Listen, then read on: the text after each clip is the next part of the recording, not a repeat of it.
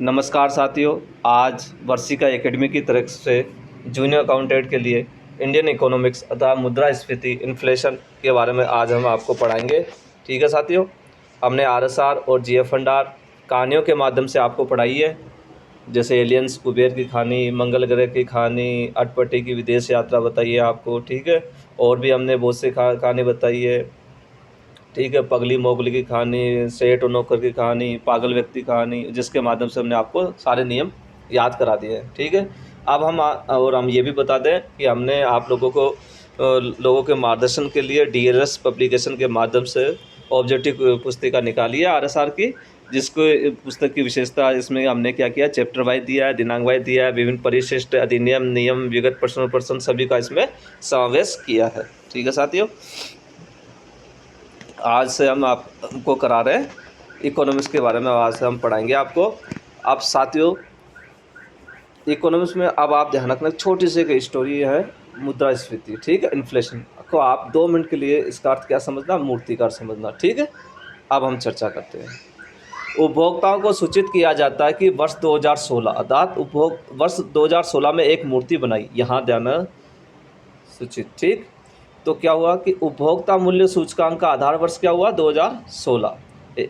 उपभोक्ताओं को सूचित किया जाता है कि वर्ष 2016 में एक मूर्ति बनाई जिसको जयपुर, अलवर और भीलवाड़ा जिलों को आधार मानते हुए 2 प्रकार के कारणों से बेचनी पड़ रही है। ठीक है, जब आपसे पूछा जाए कि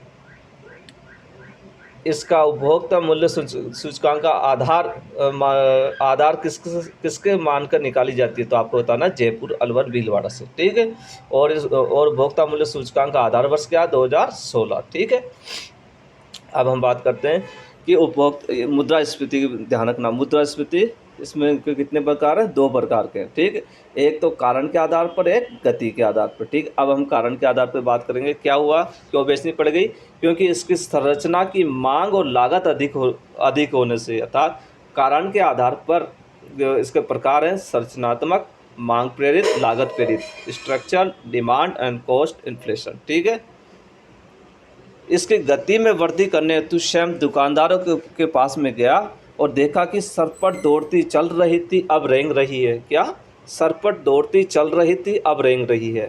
ठीक है, अपनी मूर्ति के बारे में जब मैं पूछने गया तो उन्होंने कहा सरपट दौड़ती चल रही थी, अब रेंग रही है।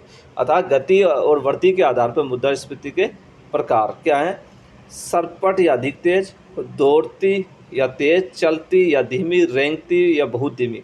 इसको कह सकते हैं hyper, running, walking, clapping, inflation. ठीक है साथियों, अब हम चर्चा करेंगे कि मुद्रास्फीति के क्या कारण होते हैं, क्यों बढ़ती है मुद्रास्फीति, क्या कारण होते हैं। ठीक है, तो अपन इसको कहानी के हिसाब से, मूर्ति किस कारण से फेल हुई हमारी। ठीक है, बाजार में जमाखोरी, कालाबाजारी, अप्रत्यक्ष लोगों द्वारा सार्वजनिक रूप से सस्ती मूर्ति का तीव्र जनसंख्या में प्रसार कर दिए जाने एवं कोरोना अर्थात प्राकृतिक आपदा युद्ध के कारण कम सेल हुई, जिससे उत्पादन में शिथिलता आ गई। साथियों, ये एक कहानी के माध्यम से हमने सारे कारण बता दिए आपको, जैसे जमाखोरी, कालाबाजारी, अप्रत्यक्ष कर हो गया, सार्वजनिक रूप से हो गया, सस्ती हो गया, तीव्र जनसंख्या हो गया, कोरोना अर्थात प्राकृतिक आपदा, युद्ध का, उत्पादन में शिथिलता, ये सभी क्या होते हैं, इन्फ्लेशन के कारण होते हैं। ठीक है, इनके बारे में अभी हम आगे पूरा आपको डिटेल से बताएंगे इसके बारे में।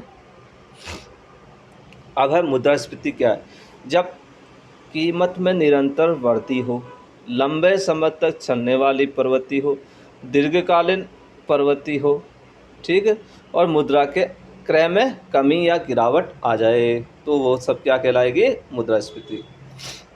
अब हम चर्चा करेंगे मुद्रास्फीति के प्रकार। साथियों, हमने पहले बताया था मुद्रास्फीति 2 प्रकार, एक गति और वृद्धि दर के आधार पर, एक कारण के आधार पर। गति और वृद्धि दर के आधार पर साथियों, अब आप 2 मिनट के लिए इसे यह समझो कि सरपट दौड़ती चलती रेंगती रेलगाड़ी। ठीक, क्या, सरपट दौड़ती चलती रेंगती रेलगाड़ी। ठीक है, अब साथियों देखो, सरपट या अधिक तेज, जब गाड़ी अधिक तेज चलेगी तो उसका महत्व ही खत्म हो जाता है। साथियों ध्यान रखना, अर्थात मुद्रा का महत्व समाप्त हो जाना। क्या हो जाता है, मुद्रा का महत्व समाप्त हो जाना। इसको याद करने का तरीका यही है कि यदि कोई गाड़ी अर्थात रेलगाड़ी बहुत तेज़ी से चल रही है तो आपको पता है बहुत तेज़ी से चल रही है तो उसका महत्व खत्म हो जाएगा। क्यों जाएगा? क्योंकि लोग उसे देख ही नहीं पाएंगे, वो उसको अच्छी तरह देखेंगे नहीं जब तक, तो उसका महत्व खत्म हो जाएगा। इसको इसी प्रकार से अपन ले सकते हैं कि कोई आदमी बहुत तेज़ चल रहा है, बहुत तेज़ भग रहा है, तो उसका महत्व खत्म हो जाता है। जो आदमी मिलता है मिलजुल के रहता है, उसका महत्व अधिक होता है, उसको लोग अधिक जानते हैं। इसी प्रकार से इसको आप याद करो, सरपट अधिक तेज अगर आदमी चल रहा है तो सरपट अधिक तेज वाली मुद्रास्फीति का मतलब हो गया मुद्रा का महत्व समाप्त हो गया। ठीक है। दौड़ती तेज, जब गाड़ी साथी जब गाड़ी तेज चलती है तो लोग क्या टिकट खरीद नहीं पाते, उसमें बैठ नहीं पाते हैं अगर वो दौड़ रही हो तो। ठीक है। तो उससे क्या होगा? मुद्रा की क्रय अर्थात खरीद शक्ति में गिरावट आ जाएगी। क्या आ जाएगी? मुद्रा की क्रय या खरीद शक्ति में गिरावट आ जाएगी। जब आपसे पूछा जाए कि दौड़ती या तेज मुद्रास्फीति में क्या प्रभाव पड़ेगा, तो आपको बताना है उसकी क्रय शक्ति या खरीद शक्ति में गिरावट आ जाएगी। याद करने का तरीका है यही है कि अगर गाड़ी तेज चल रही है तो हम क्या उसका टिकट खरीद नहीं पाते हैं, अतः मुद्रा की क्रय शक्ति या खरीद शक्ति में गिरावट आना।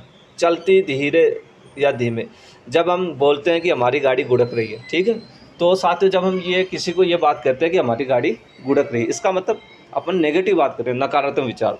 जब ये तो इसका मतलब क्या होगा? नकारात्मक प्रभाव। नकारात्मक प्रभाव कौन सी मुद्रास्फीति में पड़ता है? जब चलती या धीरे धीमे चल रही हो तो उसमें क्या नकारात्मक प्रभाव पड़ता है। अगला, रेंगती बहुत धीरे धीरे। ठीक, रेंगती बहुत धीरे अतः अत्यधिक धीरे धीरे।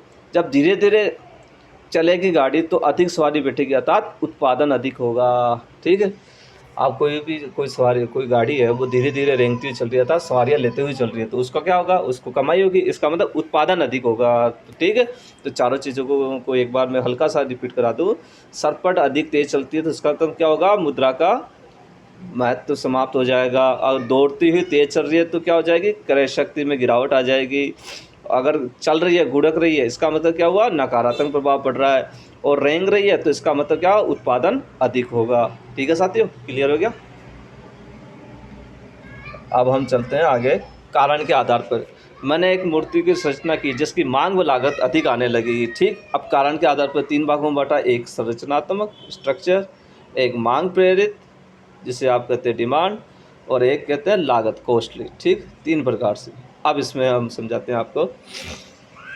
आप साथियों इतना ही देखो, स्ट्रक्चर में क्या होगा? मांग तो अधिक होगी, पूर्ति कम होगी और कीमत में वृद्धि हो जाएगी और उत्पादन उधार मौद्रिक नीति होती है ये संरचनात्मक। अब मांग प्रेरित जन, अतः जब अधिक मांग होने लगे तो क्या होगा? मुद्रा का तो प्रसार होगा, मांग में वृद्धि हो जाएगी और कीमत में वृद्धि हो जाएगी। जाहिर सी बात है, कोई किसी चीज़ की कोई डिमांड अधिक होगी तो उसकी कीमत भी बढ़ेगी। ठीक है। जब मांग में वृद्धि होगी तो मांग वृक्षक कहाँ ऊपर की ओर खिसक जाएगा। ठीक है। कि छोटी सी बात है, किसी दुकान वाले ने कोई सामान अधिक बेच रहा है तो क्या हुआ? वो थोड़ा ऊंचा उठ रहा है, इसका मतलब मांग वर्ग ऊपर की ओर खिसकेगा। ठीक, मांग अधिक बढ़ी तो अब है लागत प्रेरित कॉस्ट। उत्पादन में क्या होगा? अधिक वृद्धि होगी। यहाँ किस में वृद्धि हो रही है? उत्पादन में। ठीक, जब लागत अधिक आएगी तो कीमत बढ़ेगी। सही बात है। मान लो मैंने कोई हमने कोई चीज़ बनाया, कोई प्रोजेक्ट बनाया, कोई, तो उसमें मैंने लागत अधिक लगी तो अपन कीमत भी बढ़ा देंगे उसकी। तो ये क्या हो जाएगा? लागत प्रेरित में क्या होगा? कॉस्टली इन्फ्लेशन में क्या होता है? जब लागत अधिक आएगी तो कीमत बढ़ेगी। इनपुट मूल्य में वृद्धि बराबर उत्पादन लागत में वृद्धि बराबर कीमतों में वृद्धि। इसमें क्या होता है? पूर्ति वक्त पीछे की ओर खिसक जाता है। ध्यान रखना साथियों। लागत प्रेरित में क्या होता है? पूर्ति वक्त पीछे की ओर खिसकता है। और मांग प्रेरित में क्या होता है? यह ऊपर की ओर खिसकता है। ठीक है। अब साथियों अब हम चर्चा करते हैं मुद्रास्फीति के बारे में सामान्य जानकारी। ठीक है। मुद्रास्फीति का माप या संकेतक उपभोक्ता मूल्य सूचकांक। क्या है? उपभोक्ता मूल्य सूचकांक, CPI, कंज्यूमर प्राइस इंडेक्स। इसका आधार वर्ष 2016 है। वस्तु और सेवा दोनों सम्मिलित की जाती है। ध्यान रखना साथियों, ये आ सकता है कि उपभोक्ता मूल्य सूचकांक में क्या शामिल है? वस्तु और सेवा दोनों है। ठीक है। जयपुर, अलवर और भीलवाड़ा को आधार मानकर यह निकाली जाती है। उर्जित पटेल की सिफारिश पर यह की गई, जो कि 1 अप्रैल 2014 को महंगाई भत्ता और औद्योगिक कार्मिकों के लिए ये उपभोक्ता मूल्य सूचकांक बनाया जाता है। थोक मूल्य सूचकांक पे बात करते हैं अब अपन, जिसे कहते हैं WPI, होलसेल प्राइस इंडेक्स। सेवाओं को छोड़कर, साथ ही ध्यान रखना, इसमें क्या हो जाता है? सेवा को छोड़ा जाता है। और और उपभोक्ता मूल्य सूचकांक क्या होता है, वस्तु और सेवा दोनों ही शामिल कर ली जाती है। सेवा को छोड़कर का मतलब होगा केवल वस्तुओं के लिए ही थोक मूल्य सूचकांक निकलेगा, ठीक है। इसको DIPP द्वारा संकलित व जारी किया जाता है, अर्थात DIP द्वारा इसको संकलित व जारी किया जाता है। वाणिज्य और उद्योग मंत्रालय के अंतर्गत औद्योगिक नीति एवं संवर्धन विभाग द्वारा आधार वर्ष थोक मूल्य सूचकांक का आधार वर्ष भारत में तो क्या होता है 2011-12, राजस्थान में 1999 2000। इसमें उपभोक्ता थोक मूल्य सूचकांक के वस्तु का आधार भारत में होता है 697, राजस्थान में होता है 154। कीमत में वृद्धि तेजी से चले परंतु रुक रुक कर, तो इसे क्या कहते हैं, गैपलिंग मुद्रास्फीति कहते हैं। साथियों, जैसे कि आप कोई प्रोजेक्ट कर रहे हैं, एकदम से उसमें वृद्धि हो गई, फिर वो रुक गई, फिर बढ़ गई, फिर रुक गई, इसको आप कह रहे हैं गैप आ रहा है। तो इस कारण इसको अपन याद इस प्रकार से करते हैं, गैपलिंग मुद्रास्फीति। मुद्रास्फीति के आंकड़े कौन निकालता है, NSO द्वारा जारी किए जाते हैं, ठीक है। अब है मुद्रास्फीति कारण। साथियों, हमने पूर्व में आपको स्टोरी के माध्यम से बताया था। अब हम देखो कारण पर विचारते हैं, क्या क्या, जमाखोरी व कालाबाजारी, अप्रत्यक्ष करों में वृद्धि होना, प्राकृतिक आपदा होना, युद्ध होना, तीव्र जनसंख्या में वृद्धि होना, अधिक मूल्य पर वस्तुओं का आयात होना, मुद्रा का प्रसार होना, सस्ती मौद्रिक नीति होना, उत्पादन में शिथिलता होना और घाटे का बजट, वित्त व्यवस्था और हीनात प्रबंध, ये सारे क्या है, मुद्रास्फीति के कारण है, ठीक है साथियों।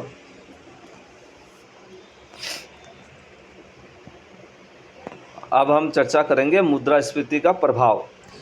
क्या प्रभाव पड़ेगा इससे, एक तो भ्रष्टाचार बढ़ेगा। मुद्रास्फीति क्या होगा, भ्रष्टाचार बढ़ जाएगा, कीमत बढ़ जाएगी, सरकारी खर्चे बढ़ेंगे, आर्थिक विषमता बढ़ेगी, क्रय शक्ति में कमी या गिरावट आ जाएगी। अब मुद्रास्फीति में लाभ किस किस को होगा साथियों, लाभ किस किस को होता है, एक उत्पादक को लाभ होगा, ऋणी को लाभ होगा, धनवान को लाभ होगा, रोजगार में वृद्धि होगी। साथियों, किस किस को, उत्पादक को लाभ होगा, ऋणी को लाभ होगा, धनवान को लाभ होगा, रोजगार में वृद्धि होगी। अब हानि किस किस को होगी, मुद्रास्फीति में हानि किस किस को होगी, उपभोक्ता को होगी, ऋणदाता को होगी, निर्धन को होगी, स्तर आय वाले को होगी, रोजगार में कमी हो जाएगी और निश्चित आय वर्ग वालों को होगी।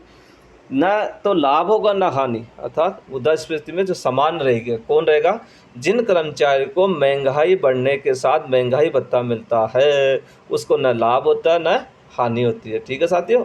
आगे समझ में, इसमें से एक ऑब्जेक्टिव क्वेश्चन आता है, किस किस को लाभ होगा, उत्पादक को, ऋणी को, धनवान को, रोजगार में वृद्धि होगी, हानि उपभोक्ता को, ऋणदाता को, निर्धन को, स्तर आय वाले को, इसमें रोजगार में कमी आ जाती है, निश्चित आय वर्ग वाले को हानि होगी। न लाभ न हानि किसको होगी, जिन कर्मचारी को महंगाई बढ़ने के साथ महंगाई भत्ता मिलता है उनको न लाभ होगा न हानि होगी, ठीक है साथियों।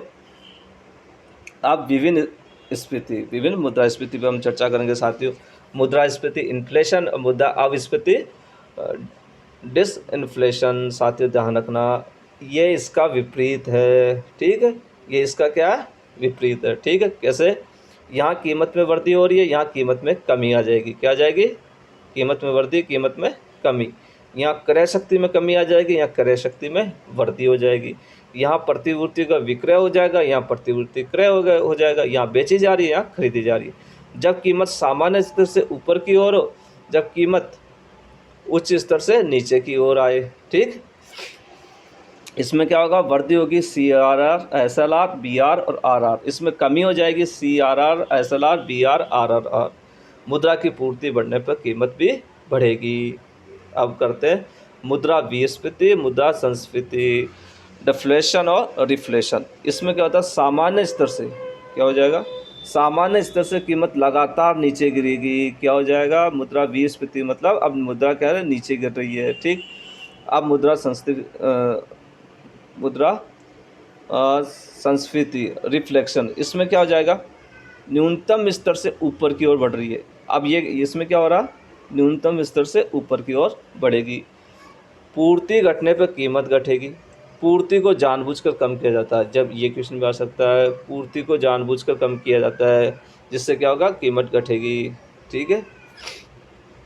अब स्टैगफ्लेशन, ये साथियों इसमें से एक क्वेश्चन आ सकता है।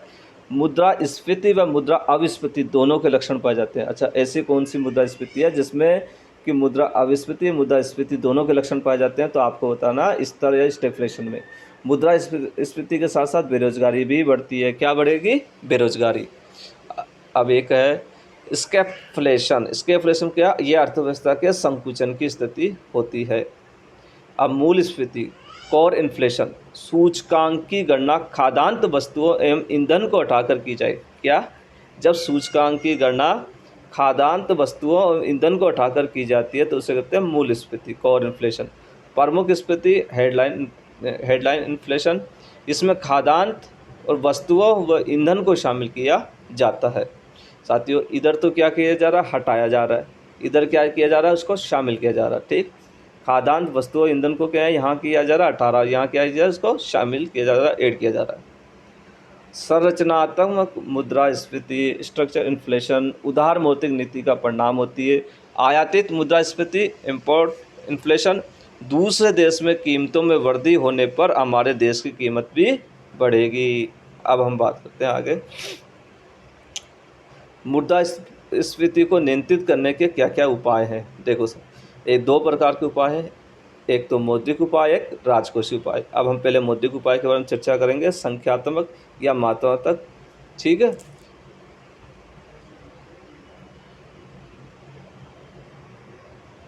संख्यात्मक, नगद कोषानुपात CRR, तरल वैधानिक कोषानुपात SLR, बैंक दर BR, बैंक रेट, रेपो दर RR, ठीक, खुले बाजार की क्रियाएं OMO, ठीक, ओपन मार्केट ऑपरेशन। अभी मैं आगे इसको क्लियर कराऊंगा। गुणात्मक अतः चयनित, ठीक, क्वालिटी, मार्जिन परिवर्तन, साख की राशनिंग, नैतिक दबाव और प्रत्यक्ष कार्रवाई। अब हम चलते हैं एक एक चीज़ पे। नगद कोषानुपात को क्या कहते हैं? CRR। क्या कहते हैं? CRR, cash reserve repo rate. इसमें क्या होता है? पैसा नगद कोष के रूप में RBI के पास रहता है। ठीक, आप तो इसको इस प्रकार से याद करो, नगद कोषानुपात, कैश सबसे ज़्यादा किसके पास रहता है? RBI के पास। तो आप ये याद करो कि इसमें पैसा किसके पास रहेगा? RBI के पास। अब ये कितना है? 4.50%। कितना? अभी 4.50%। अब है तरल वैधानिक अनुपात, इसको क्या कहते हैं? SLR, statutory liquidity ratio rate. ठीक है, अब हम SLR पे बात कर रहे हैं। पैसा नगद कोष के रूप में स्वयं के पास रखा जाएगा। इसमें क्या होता है? बैंक क्या स्वयं के पास रखेगी, तरल वैधानिक कोषानुपात। और जबकि अपन ने यहाँ बात की थी CRR, ये CRR, इसके बाद इसके अंदर क्या होता है? RBI के पास रहता है, इसमें संबंधित बैंक के पास रहेगा। ये कितना चल रहा है? 18%। और जबकि CRR कितना चल रहा है? 4.50%। आप कर रहे हैं बैंक दर BR, अर्थात बैंक रेट। RBI बैंकों को दीर्घकालीन ऋण देती है। अब ऑप्शन क्या आता है कि बैंक दर के अंदर कौन सा ऋण होता है, अल्पकालीन या दीर्घकालीन? तो साथियों, आपको देना दीर्घकालीन। आप याद करने की दृष्टि से यह कर सकते हो कि बैंक में जब जो आकर ऋण लेगा तो उसे दीर्घकाल के ऋण दिया जाएगा। ठीक, अधिक लंबे समय के लिए ऋण दिया जाएगा, तो दीर्घकालीन ऋण कौन सा होगा? बैंक दर हो गया। इसे बट्टे की दर भी कहते हैं साथियों। क्या कहते हैं? बट्टे की दर भी कहते हैं। ये कितनी चल रही है अभी? 5.15%।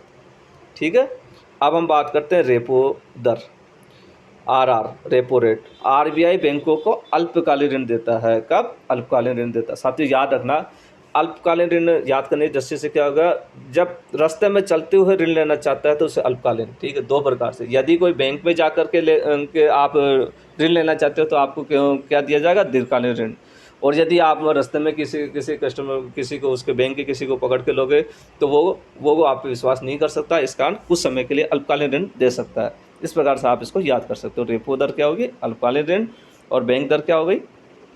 दीर्घकालीन ऋण। ठीक है, अब बैंक दर चल रही है 5.15, रेपो दर चल रही है 6.50, और तरल वैधानिक कोषानुपात SLR चल रही है 18%, नगद कोषानुपात कितना चल रहा है? 4.50%। ठीक है, अब हम चर्चा करेंगे राजकोषीय उपाय। राजकोषीय उपाय के अंदर दो हैं, कर के रूप में। कर के रूप में अप्रत्यक्ष कर के अंदर क्या होगा? वृद्धि हो जाएगी। अप्रत्यक्ष कर में क्या होगा? कमी हो जाएगी। अब राजकोषीय उपाय कमी के रूप में क्या क्या कमी हो जाती है? बजट घाटे को कम करना, अधिक के बजट बनाना, सार्वजनिक व्यय को कम करना, अप्रत्यक्ष कर में कमी। वृद्धि, उद्योग का अधिक उत्पादन होना, प्रत्यक्ष कर में वृद्धि होना। प्रक्रिया, राशनिंग प्रक्रिया, नोट निर्गम प्रक्रिया जटिल बनाना। जोखिम के विरुद्ध अभियान, मूल्य वृद्धि की कमी के लिए अनुदान का सहारा। ये सब राजकोषीय मुद्रास्फीति के कारण है, ठीक है। अब एक और रह गया था आपको साथियों, रिवर्स रेपो दर, RRR। रिवर्स रेपो रेट में क्या है, RBI बैंकों से ऋण लेती है। अब यहाँ क्या हो रही है, रिवर्स, ठीक है। जब रिवर्स होना, रिवर्स का मतलब आप क्या करें, बैंक से ऋण कौन ले रहा है, RBI ले रही है। याद करने की वजह से रिवर्स गेयर लगाना। अब RBI क्या कर रही है, रिवर्स गेयर, अधिकांश तो क्या देती थी, अब क्या ले रही है, रिवर्स गेयर लगा रही है। तार कौन, RBI बैंकों को से ऋण लेती है। बैंक अपनी अतिरिक्त जमाओं को RBI के पास रखती है, ठीक है। ये कितना होता है, 3.35%। खुले बाजार की क्रियाएं, RBI सरकारी प्रतिभूतियों के लेन देन की प्रक्रिया। खुले बाजार में क्या होगा, जो सरकारी प्रतिभूति होते हैं उनके लेन देन की जो प्रक्रिया होती है वो होती है इसमें, ठीक है साथियों।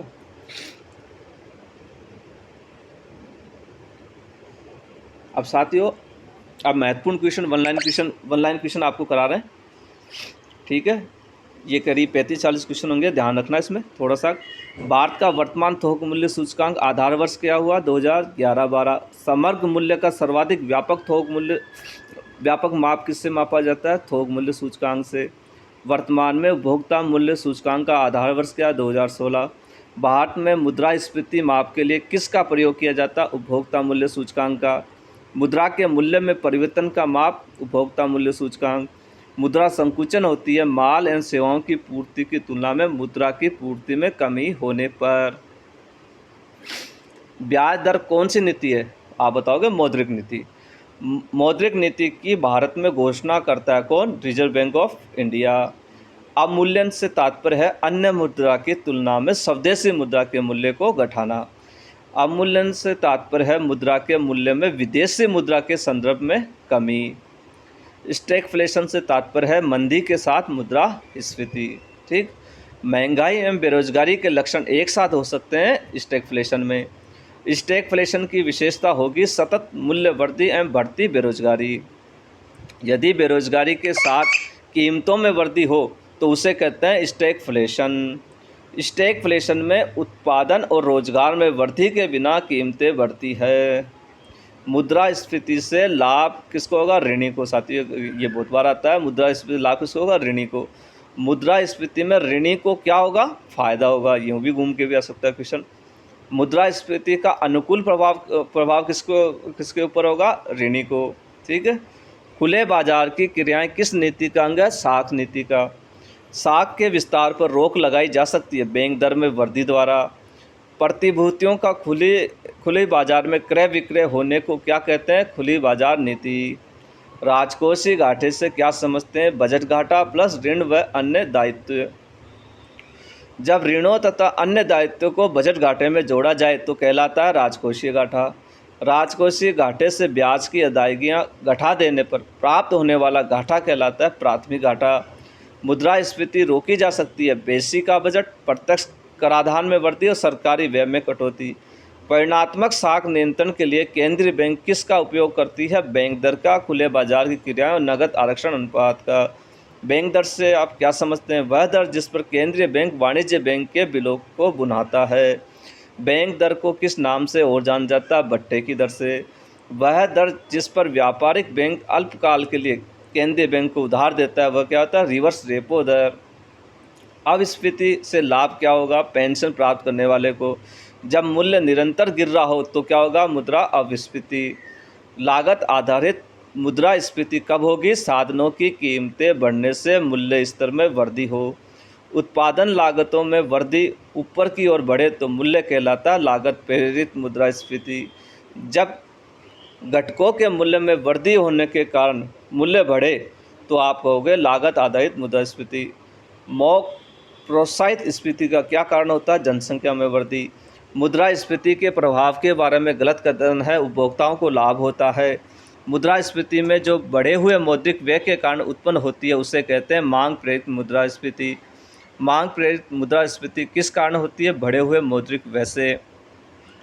यदि अर्थव्यवस्था समवायित GDP पर प्रचलित हो रही है तो मुद्रा आपूर्ति में बढ़ोतरी का परिणाम होगा मांग जन्य मुद्रास्फीति। मुद्रा के मूल्य एवं कीमत स्तर के संबंध होता है विपरीत एवं आनुपातिक। मुद्रास्फीति पिछड़े एवं अर्धविकसित देशों के लिए लाभदायक है, रेंगती हुई मुद्रास्फीति कहलाएगी। कोर मुद्रास्फीति से क्या कहते हैं? हेडलाइन मुद्रास्फीति बराबर खाद्य मुद्रास्फीति प्लस ईंधन मुद्रास्फीति। फिलिप्स वक्र किन के मध्य संबंध स्थापित करता है? मुद्रास्फीति और बेरोजगारी के मध्य। मुद्रा प्रसार अन्यायपूर्ण है तथा मुद्रा संकुचन अनुपयुक्त है, दोनों में संभवतः मुद्रा संकुचन अधिक बुरा है। यह दिया था जे किन्स ने। मौद्रिक मजदूरी मुद्रास्फीति एवं बेरोजगारी के मध्य प्रतिलोम संबंध की व्याख्या की गई है A.W. फिलिप्स ने। स्फीतिक अंतराल की अवधारणा दी है J.M. किन्स ने। मुद्रा प्रसार अन्यायपूर्ण है तथा मुद्रा संकुचन अनुपयुक्त, ये J.M. किन्स ने दी है। मुद्रास्फीति हमेशा व प्रत्येक जगह मौद्रिक घटना है, यह दिया मिल्टन फ्रीडमैन ने। साथियों, यदि आपको हमारा वीडियो अच्छा लगे तो लाइक और सब्सक्राइब करना ना भूलें।